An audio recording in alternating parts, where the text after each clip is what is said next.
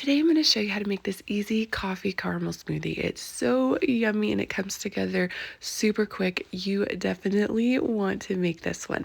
This recipe is in my newest weight loss guide and cookbook, Plantifully Simple, which you can get anywhere books are sold and on Amazon. And it's on page 88 if you're following along. So I'm going to add some frozen bananas to my blender and some plant milk of your choice. Then I'm going to use some of this instant decaf coffee that I find at Whole Foods. I like it because it's not decaffeinated with any chemicals. Then I'm going to add a little vanilla, some medjool dates, and then I'm going to blend it until it is nice and smooth. And then you're ready to pour into your glass. I'm going to add a little of this almond whipped cream because I love it, and a little shaved chocolate.